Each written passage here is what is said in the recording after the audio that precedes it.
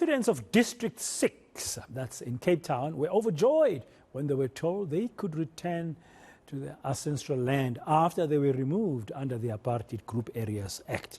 However, their joy was short-lived. The residents say they are now wary of the structural integrity of their buildings after moving in early last year.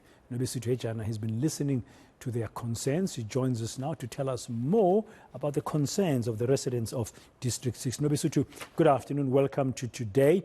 So what are the major concerns here from the residents of District 6?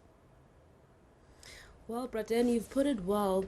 In fact, the residents, some of them, they moved in May last year and others in September, and they're saying that after a year, they started seeing concerns when it comes to the snags. In fact, one resident was telling me that in September when he moved in, he immediately saw that the taps were not working properly, and whenever he was flushing using his toilet, the water would clog up and they would overflow into his house. And they're also talking about the fact that when it rains, the water runs down into their walls, and some it enters through their windows even though they are closed. So they've been reaching out to the City of Cape Town, and the City of Cape Town telling them that they're not entirely responsible because the building belongs to the Department of Agriculture and Land Reform, as that project was spearheaded by them. And they saying that when they reach out to the department says you are responsible for your own property, but they're saying we don't have title deeds,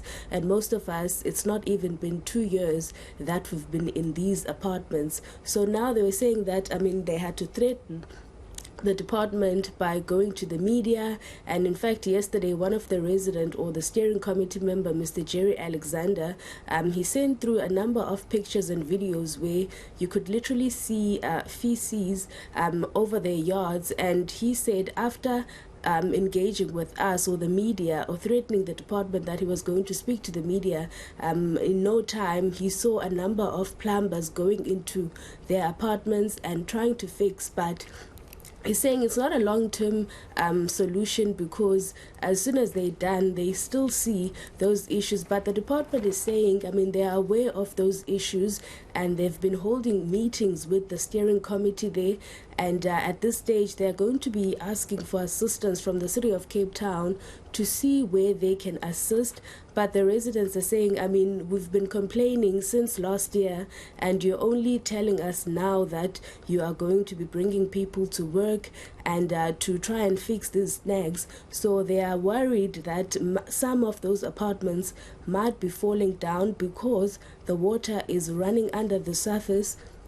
And they're saying that some of the parts or the pathways in those apartments are caving in, so they are worried that those buildings or some of the buildings may collapse. Nobesuthu, very briefly, authorities, any word from that side? What can they do about this? Well, at this stage, the department says it will engage the City of Cape Town to see where they can assist.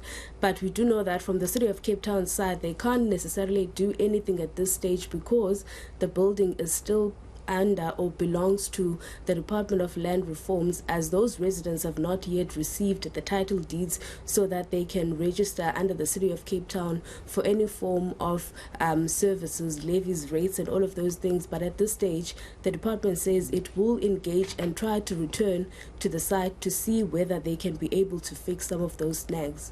Thank you very much, Nobesuthu Hejana. They're live to us from our studios in Cape Town about the concerns of District 6 residents.